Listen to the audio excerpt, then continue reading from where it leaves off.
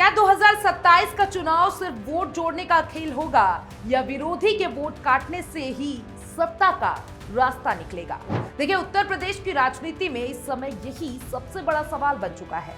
करीब 9 साल से सत्ता से बाहर समाजवादी पार्टी अब वापसी के लिए नई रणनीति पर काम कर रही है। पार्टी के नेता अखिलेश यादव ने साफ कर दिया है कि इस बार सिर्फ अपने पारंपरिक वोट बैंक पर भरोसा नहीं किया जाएगा, बल्कि सीधे भारतीय जनता पार्टी के मजबूत वोट बैंक को टारगेट किया जाएगा।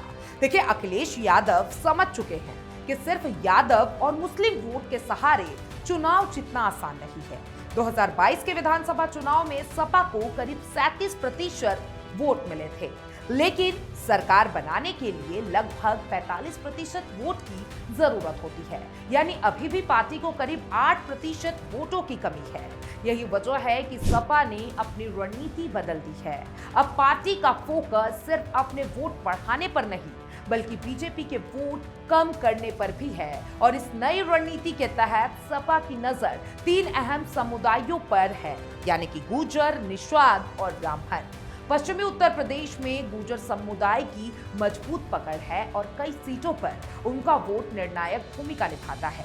गाजियाबाद, नोएडा, मेरठ, सहारनपुर और बिजनौर जैसे इलाकों में गुर्जर वोट किसी भी पार्टी का खेल बना या फिर बिगाड़ सकते हैं। यही कारण है कि अखिलेश यादव ने पश्चिमी यूपी से अपने मिशन की शुरुआत करने का प्लान बनाया है और गुर्जर समाज को साधने की कोशिश तेज कर दी है। समाजवादी पार्टी ने गुर्जर नेताओं को आगे बढ़ाना शुरू कर दिया है और अलग अलग कार्यक्रमों के जरिए समुदाय के बीच अपनी पकड़ मजबूत करने की कोशिश कर रही है। साथ ही मुस्लिम और गुर्जर वोटों का नया समीकरण बनाने की भी कोशिश की जा रही है, ताकि पश्चिमी यूपी में मजबूत स्थिति बनाई जा सके। दूसरी तरफ पूर्वांचल और मध्य यूपी में निषाद या फिर मल्ला समुदाय को लेकर भी सपा काफी ज्यादा सक्रिय हो गई है। इस समुदाय की संख्या भले ही ज्यादा ना हो, लेकिन इनका प्रभाव 150 से ज्यादा सीटों पर माना जाता है।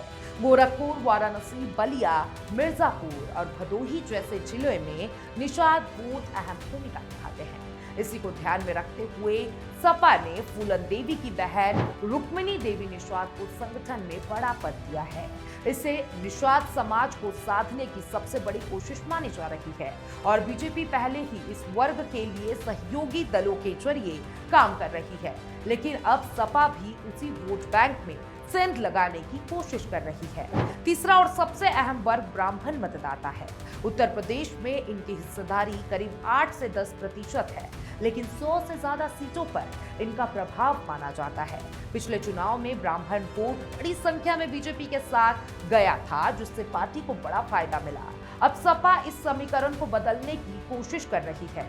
पार्टी ब्राह्मण नेताओं को आगे बढ़ा रही है और उनके मुद्दों को उठाकर एक नया राजनीतिक नैरेटिव बनाने की कोशिश कर रही है।